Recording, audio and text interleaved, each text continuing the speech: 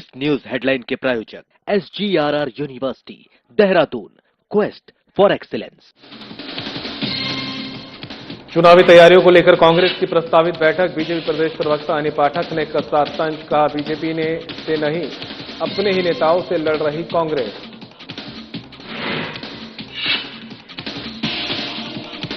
बद्रीनाथ चंदा चढ़ावा मामले में सियासत तेज, कांग्रेस ने राज्य सरकार पर उठाए गंभीर सवाल, प्रदेश कांग्रेस अध्यक्ष गणेश गोदियाल ने की टिप्पणी। टिहरी में जनता मिलन कार्यक्रम का आयोजन, डीएम नितिका खंडेलवाल ने सुनी फरियादियों की समस्याएं, अधिकारियों को त्वरित निस्तारण के दिए निर्देश।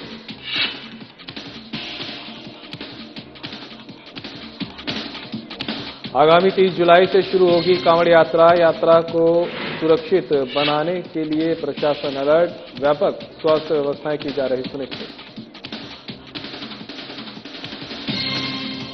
काशीपुर में निःशुल्क स्वास्थ्य शिविर का आयोजन, डॉक्टर रमेश कुमार ने मरीजों का किया परीक्षण, जांच कर निःशुल्क दवाइयां की वितरित।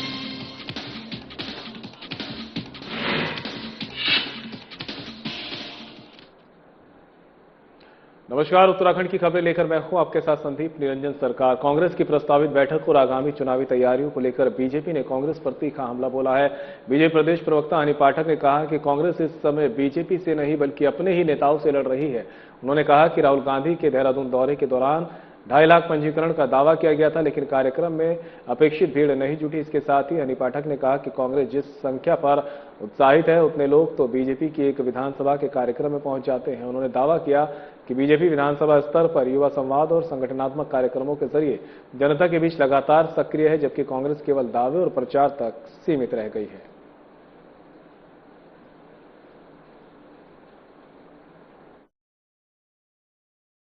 देखिए, कांग्रेस पार्टी इस समय उस कगार पर खड़ी हुई है जहां पर वो अपनों से ही लड़ रही है। वो भाजपा से नहीं लड़ रही। वो कांग्रेस आज वैसा दल हो गया कि अपनों से ही लड़ना उनका प्रथम दायित्व बन चुका है।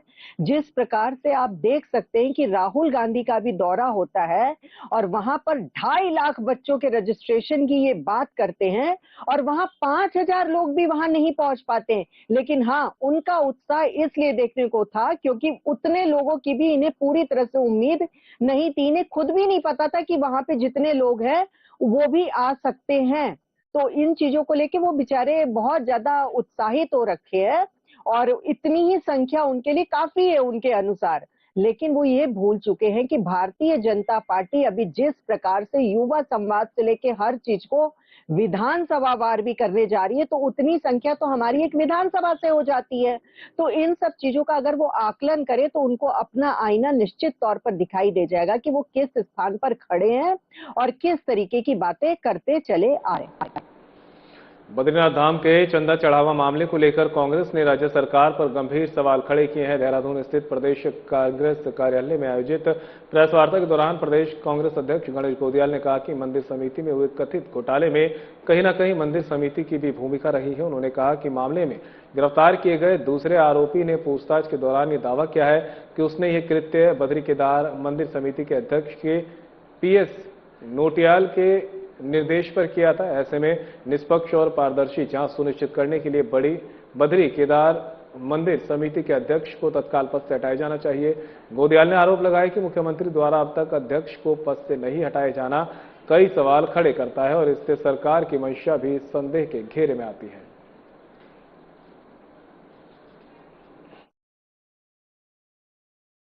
मैं सभी पत्रकार साथियों का स्वागत अभिनंदन। श्री बद्रीनाथ जी में चढ़ावा चोरी में जो एक प्रकरण सामने आया कि अभी जो दूसरे व्यक्ति वहां पर अरेस्ट हुए, उन्होंने बहुत स्पष्ट रूप से ये कहा है कि उन्होंने ये कृत्य वरिष्ठ स्तर पर जो अध्यक्ष के PA नोटियाल हैं उनके द्वारा प्राप्त निर्देशों के अनुरूप में ये सब कृत्य किए हैं। इससे ये स्पष्ट होता है कि मंदिर समिति में ये चोरी अध्यक्ष के निर्देश पर हो रही थी और ऐसे में मुख्यमंत्री जी का अध्यक्ष को तब से लेकर अब तक उनके मंदिर समिति के कर्तव्यों से अलग न करने का निर्णय संदेह के घेरे में।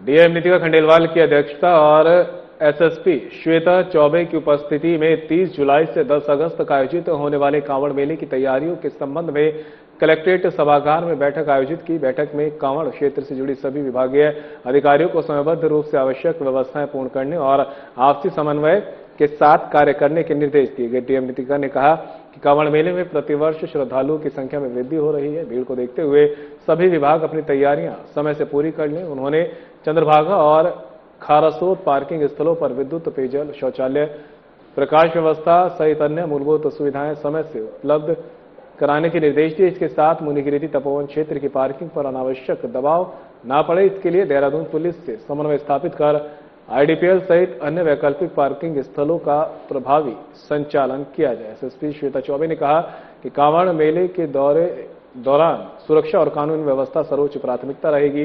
उन्होंने सभी पुलिस अधिकारियों को संवेदनशील स्थलों पर अतिरिक्त पुलिस बल की तैनाती, लगातार गश्त, सीसीटीवी निगरानी और भीड़ प्रबंधन की प्रभावी व्यवस्था करने के निर्देश दिए।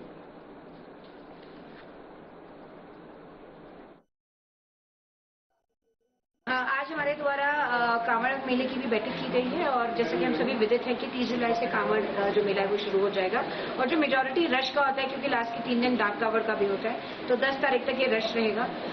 सभी ईओस के साथ जो देवप्रयाग, तपोवन, कीर्तिनगर, मुनिगिरिटी के साथ बैठक करी, एसडीएम थे, सीओ नरेंद्र नगर थे, सभी को निर्देशित कर दिया गया है। यूपीसीएल को विशेष तौर पर निर्देश दिए गए हैं कि बारिश का समय है और जिनके पोल्स होते हैं उसको इंसुलेट करें ताकि किसी को भी करंट से कोई शिकायत ना आए। पीडब्ल्यूडी को भी निर्देशित कर दिया है कि जहां जहां इनको व्यू कटर्स लगाने हैं, जहां जहां को रोड स्टिक करनी है वो कर दें। जो मेजरली हमारी पार्किंग्स है चंद्रभागा और खारासरोत, उसके अस्थायी ठेके जो है वो ईओ ने अवगत कराए कि वो हो गए हैं और उसमें भी जल्दी ही बिजली और पानी और शौचालय की व्यवस्था कर ली जाएगी। और फिर हमारे द्वारा स्वयं ही अगले सप्ताह में मेयर और एसएसपी द्वारा वहां पे जाके निरीक्षण भी किया है। वो हमारा 4 सुपर जोन, 12 जोन और 16 सेक्टर्स में विभाजित रहता है। इसमें पर्याप्त संख्या में पुलिस बल की तैनाती रहती है।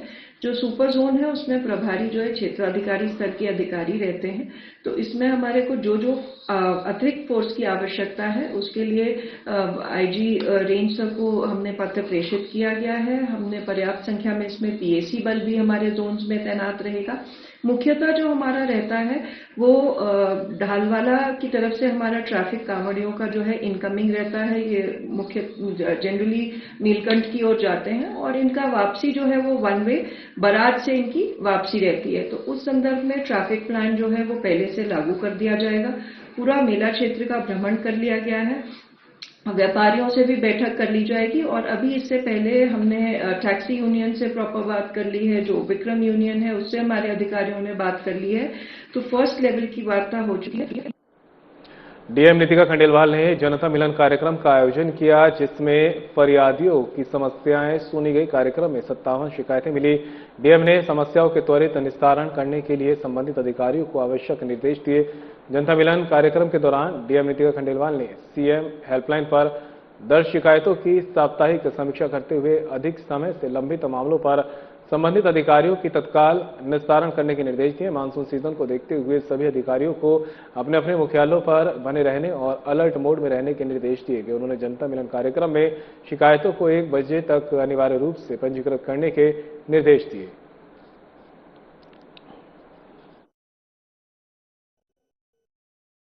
दिवस में 57 शिकायतें आई हैं और हम लोगों ने आज देखा कि मोस्ट लाइकली पुनर्वास से काफ़ी शिकायतें आई हैं। बट पुनर्वास में अब क्या है कि लोगों के कुछ पेंडिंग मुआवजे के मैटर्स हैं, उसको हम लोगों ने एक्सपीडाइट करने के लिए दे दिया गया है। उसके अलावा अन्य विभिन्न शिकायतें आई हैं, किसी की बिजली से संबंधित, किसी पानी से संबंधित, जो बार बार ये होता है खेतों पे लोगों की तारें लटक रही है। तो विभिन्न शिकायतें मिसलेनियस है और मुझे लगता है संभवतः उसका जल्दी निस्तारण करेंगे। और फिलहाल रुकेंगे ब्रेक के लिए, कहीं मत जाएगा, जल्द होंगे हादसे।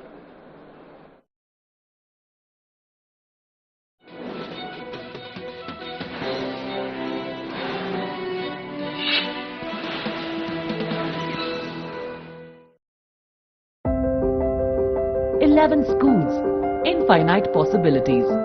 From healing in hospitals to discovery in labs, from art to agriculture. This is more than a campus. This is where futures begin. Shri Guru Ram Rai University, where dreams take flight. Admission open for 2020.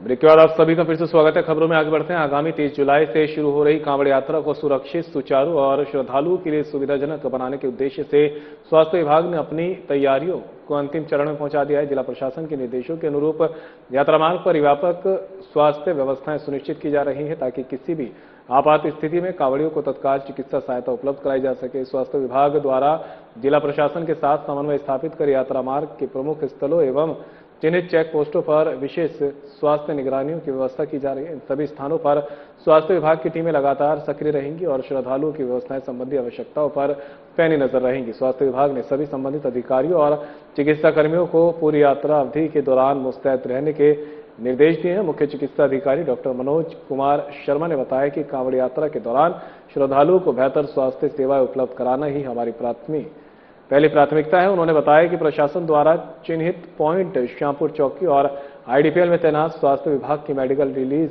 Post 24 घंटे श्रद्धालुओं के लिए स्वास्थ्य सुविधाएं प्रदान करेंगी। हमारे द्वारा बस स्टैंड और रेलवे स्टेशन में भी एम्बुलेंस की सुविधा श्रद्धालुओं के लिए उपलब्ध होगी, जिससे यात्रा सुरक्षित एवं सुचारू रूप से संपन्न हो सके।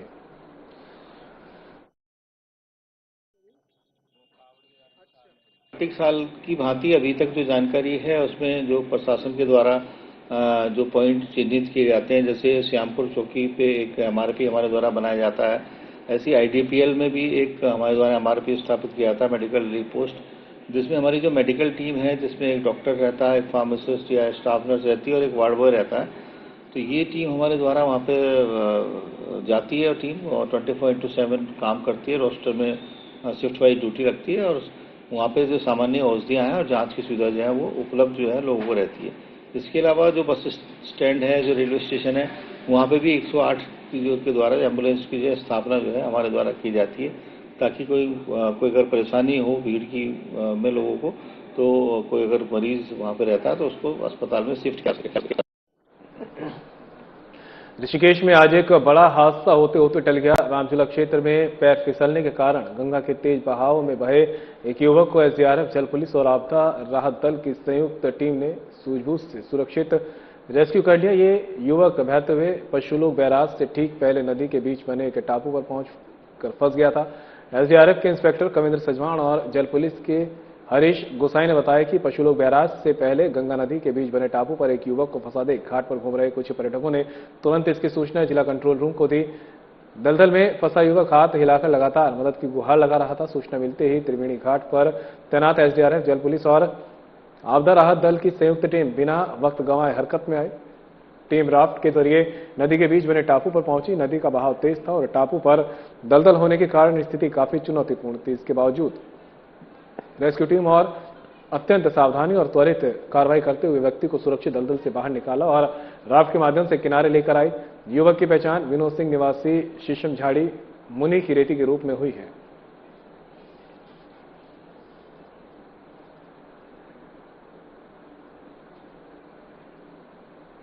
समृद्धि विकास कल्याण समिति एवं उजाला हॉस्पिटल के संयुक्त तत्वाधान में मोहल्ला खालसा स्थित गोसिया मस्जिद के सामने निःशुल्क स्वास्थ्य एवं नेत्र चिकित्सा शिविर आयोजित किया गया। शिविर में सैकड़ों लोगों का स्वास्थ्य, नेत्र, शुगर और ब्लड प्रेशर की जांच कर निःशुल्क दवाइयां वितरित की गई। जरूरतमंद मरीजों को आगे के उपचार के लिए उजाला हॉस्पिटल रेफर किया गया। शिविर में डॉक्टर अमित कुमार और डॉक्टर सेम मल्होत्रा ने मरीजों का परीक्षण कर स्वास्थ्य संबंधी आवश्यक परामर्श दिए। समिति अध्यक्ष नितिन जय कुमार ने कहा कि संस्था भविष्य में भी स्वास्थ्य, शिक्षा और समाज सेवा से जुड़े जनहितकारी कार्यक्रम आयोजित करती रहेगी। उन्होंने उजाला हॉस्पिटल की पूरी टीम और मार्केटिंग मैनेजर तेजपाल सिंह का सहयोग के लिए आभार जताया।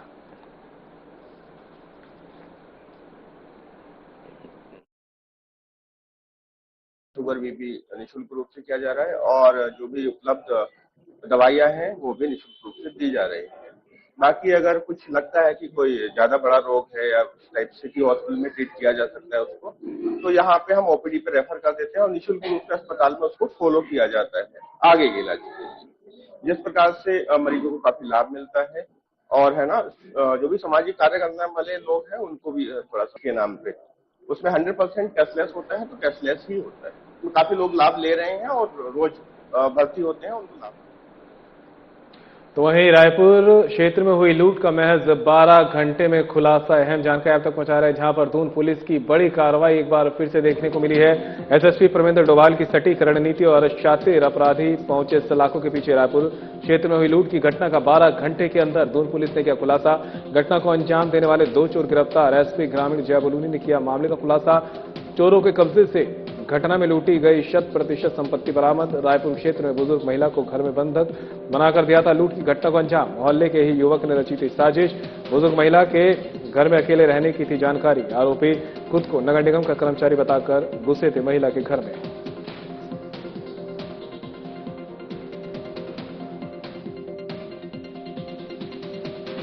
कल 19 तारीख की घटना है। एक महिला द्वारा एक तहरीर रायपुर थाने में दी गई और उसमें बताया गया कि उनकी माता जी जो कि घर पे अकेली थी, 2 से 2:30 बजे के बीच 2 व्यक्ति आते हैं अपने आप को नगर निगम का कर्मचारी बताते हुए और वो दरवाजा खुलवाते हैं। दरवाजा खुलवाने के बाद वो उनकी माता जी के साथ मारपिटाई करके उनके कुंडल, अंगूठी, मोबाइल फोन और जो घर में रखे पैसे थे वो लूट कर ले जाते हैं।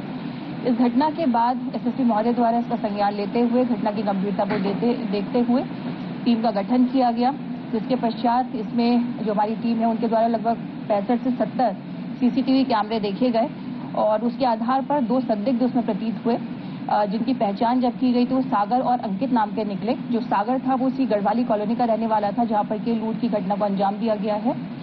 वो नशे का आदी है और जो उसका दोस्त है अंकित वो भी उसके साथ ही रहता है।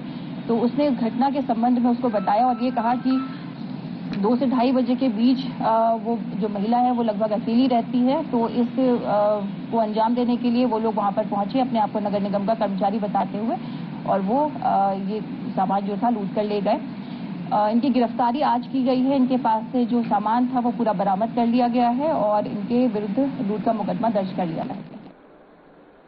बद्रीनाथ मंदिर के कथित चढ़ावा चोरी मामले में गिरफ्तारियों के बाद प्रदेश की राजनीति तेज हो गई है। कांग्रेस प्रदेश अध्यक्ष गणेश गोदियाल द्वारा मंदिर समिति बद्री केदार मंदिर समिति यानी बीकेटीसी के अध्यक्ष हेमंत द्विवेदी ने बीजेपी प्रदेश मुख्यालय में प्रेस वार्ता कर पलटवार किया। उन्होंने कहा कि बद्री केदार मंदिर समिति करोड़ों श्रद्धालुओं की आस्था का केंद्र है और मामले की 3 स्तर पर जांच चल रही है, जिसके आधार पर आगे की कार्रवाई की जाएगी। द्विवेदी ने स्पष्ट किया कि चढ़ावा चोरी में शामिल किसी भी दोषी को बख्शा नहीं जाएगा। साथ ही उन्होंने गणेश गोदियाल पर आरोप लगाया कि उनके कार्यकाल में विवेकाधीन कोष का दुरुपयोग हुआ, करोड़ों रुपए की धांधली हुई और अपने करीबियों को लाभ पहुंचाया गया। उन्होंने ये भी दावा किया है कि गोदियाल के कार्यकाल में सीसीटीवी कैमरे हटवाए गए और वह निर्धारित अवधि से अधिक समय तक अध्यक्ष पद पर बने रहे। द्विवेदी ने कहा कि उनके कार्यकाल में मंदिर के 1 भी रुपए का निजी स्वार्थ में उपयोग नहीं हुआ और घटना सामने आते ही समिति ने तत्काल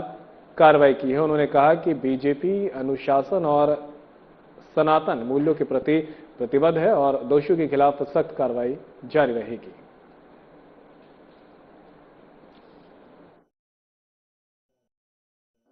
और मैं इसको प्रमाण के साथ इसलिए बोल रहा हूं कि आप सबके सामने 2 दिन पहले आपने देखा है कि एक कार्यक्रम यहाँ पर हुआ था देहरादून के अंदर और उस कार्यक्रम से पहले जिस प्रकार से एक दुर्घटना हुई यहाँ पर और एक कार्यकर्ता की वहाँ पर मृत्यु हो गई, तो बहुत ही दुखद घटना रही। और उसके बाद सवेरे जो है कि वो कार्यक्रम था, उस कार्यक्रम में भी देखिए आपने कि जो बिटिया थी उसका, जिसने नीट एग्जाम से पहले वहाँ पर अपनी आत्महत्या की थी, उसके पिताजी भी वहाँ पर मौजूद थे उस मंच पर और उस पर किस प्रकार से गणेश गोदियाल जी डांस कर रहे थे। ये सारी संवेदना आपकी मर चुकी है, आप सारी मर्यादाओं को भूल चुके हो और इस तरह के आप लोगों को ध्यान बांटने के लिए सब अनाप शनाप आरोप प्रत्यारोप। आपके पास अगर पुख्ता प्रमाण है, 2012 के बाद में जब मैं टीडीसी से हटा था, मैं स्वयं हटा था टीडीसी से, तो टीडीसी के आपके पास आपकी तो सरकार आई थी उसके बाद और विधानसभा के आपके सदस्यों के माननीय इंदिरा हृदय जी उस समय इसकी सदस्य थी। उन्होंने जो है कि इनकी अध्यक्षता में एक कमेटी बनी थी, उसमें बहुत सारे विधायक थे। आपने भाटी कमीशन बनाया, आपने एफआईआर लॉन्च की, पता नहीं आपने क्या क्या किया, आपने सारी जांच की। आप ही बता दो ना, सरकार आपकी थी, आपने जांच, मुझे गिरफ्तार क्यों नहीं किया, मेरे खिलाफ कार्रवाई क्यों नहीं की। और फिर भी मैं आज कह रहा हूँ कि आपके पास प्रमाण है तो न्यायालय, देश की न्यायपालिका पर तो सबको भरोसा है ना, आप चाहिए न्यायालय में। तो ये अनर्गल बयानबाजी करके लोगों का ध्यान बांटने के लिए राज्य के पूरे देश दुनिया से कांग्रेस को नकार चुकी है। कांग्रेस पूरी तरह से जो है कि इस समय आपको दिख नहीं रहा है कि चिमटी से ढूंढ के नहीं मिल रहे हैं कांग्रेस कार्यकर्ता। मुख्य सचिव आनंद बर्धन ने सचिवालय में उच्च शिक्षा विभाग की समीक्षा और विश्वविद्यालयों के कुलपतियों के साथ विभिन्न मुद्दों पर चर्चा की। मुख्य सचिव ने राष्ट्रीय शिक्षा नीति के दृष्टिकोण से प्रदेश में सरकारी और गैर सरकारी विश्वविद्यालयों और महाविद्यालयों के संबंध में विस्तार से जानकारी ली। मुख्य सचिव ने प्रदेश के सभी उच्च शिक्षण संस्थानों को राष्ट्रीय शिक्षा नीति के अनुरूप मॉडिफाई किए जाने पर जोर दिया है। उन्होंने सभी सरकारी विश्वविद्यालयों को अपना 5 वर्ष का प्लान तैयार किए जाने के निर्देश दिए। मुख्य सचिव ने प्रदेश के सभी सरकारी विश्वविद्यालय को NAAC और NIRF एक्रेडिटेशन प्राप्त किए जाने पर फोकस किए जाने की बात कही। उन्होंने सभी विश्वविद्यालयों को सभी गुणवत्ता मानकों को पूरा करने के लिए आपातकालीन, मध्यकालीन एवं दीर्घकालिक प्लान तैयार किए जाने की बात भी कही। उन्होंने अपनी सभी 11 यूनिवर्सिटियों को मूल्यांकन एवं रैंकिंग के लिए मैकेनिज्म तैयार किए जाने की बात कही। उन्होंने सभी सरकारी एवं एडेड कॉलेज को अगले 8 से 10 दिन में स्टेट लेवल रैंकिंग पैरामीटर्स तैयार किए जाने का टास्क दिया।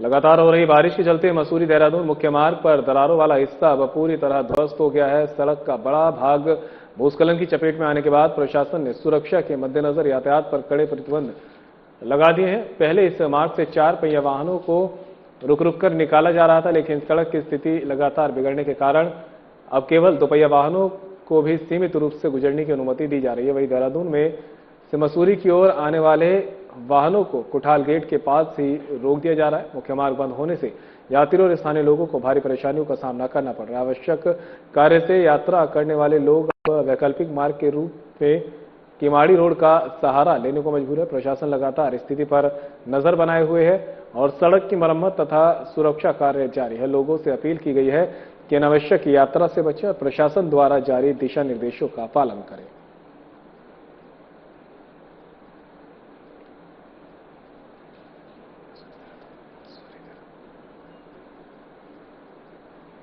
खबर पर ज्यादा जानकारी के लिए उत्तराखंड से हमारे ब्यूरो चीफ कमल शर्मा हमारे साथ जुड़ गए। कमल, हम देख रहे हैं कि जिस तरह से इन दिनों मौसम बदला हुआ है और बारिश हो रही है, उसको लेकर अब जगह जगह लोगों को परेशानी भी होने लगी है। सड़कें जो है वो कहीं क्षतिग्रस्त हो रही है, कहीं टूट रही है। ऐसे में लोगों को परेशानी है। क्या कुछ अपडेट है, क्योंकि हम देख रहे हैं कि मसूरी देहरादून मार्ग पर भी यही स्थिति बनी पड़ी है। हाँ बिल्कुल संदीप है। तो उत्तराखंड की अगर हम बात करें तो पिछले 2-3 दिन से जो यहाँ पर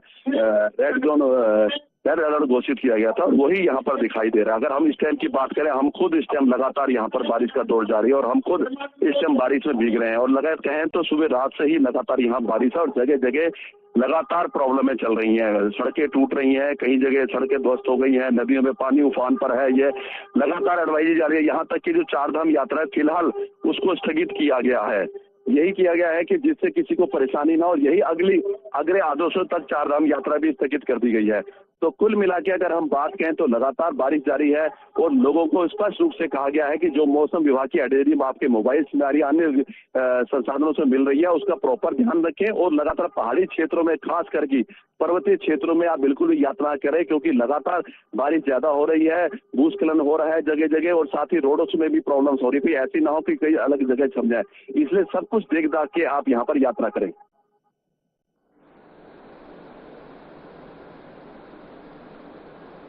कमल, बात अगर प्रशासन की करें तो लोगों से किस तरह की अपील की जा रही है, क्योंकि 4 धाम यात्रा पर तो रोक है, लेकिन जो स्थानीय लोग हैं जो रोज का आवागमन करते हैं, उनके लिए क्या कुछ चुनौतियां बनी पड़ी है? हाँ बिल्कुल मैं कहूँ ना, लगातार देख रहे हैं। अगर इस टाइम भी लगातार यहाँ पर बारिश हो रही है, क्योंकि जो रेड अलर्ट घोषित किया गया था और लगातार अभी आगे भी बताया जा रहा है कि बारिश की, वही हम देख रहे हैं। पर मैंने कहा ना, चाहे मैदानी क्षेत्र हो, पर्वतीय क्षेत्र हो, लगातार जब पर्वतीय क्षेत्र में लगातार बारिश आ रही है तो नदियां उफान पे है। मां गंगा देवी भी आज उफान पे दिखाई दे रही है, आने जा रही है। और जब ऊपर से पानी आता तो नीचे काफी नुकसान होता है। तो वही स्थिति हम लगातार देख रहे हैं कि स्थिति यही बनी हुई है और लोगों को स्पष्ट रूप से कहा जा रहा है कि जरूरत पड़ने पर ही आप निकले, अन्यथा आप घर से बाहर भी ना आए। तो यही स्थिति बनी हुई है और लगातार हम देख रहे हैं कि मैंने कहा ना, 4 धाम यात्रा भी स्थगित किया और जो कांवड़ मेला जो आगे स्टार्ट हो रहा है, वो एक प्रशासन की बड़ी चुनौती होगी। और यही देखना होगा कि जब बरसातें ज्यादा होती है तो कांवड़ियों से भी यही अपील की गई है, जब आप यहाँ पर आए तो सारी व्यवस्थाएं और मौसम को जरूर देखें कहीं ना कहीं, क्योंकि जानकारी के लिए आपका बहुत बहुत शुक्रिया। और फिलहाल इस बुलेटिन में मेरे साथ इतना ही, लेकिन जाते जाते एक नजर इस वक्त की बड़ी खबरों पर।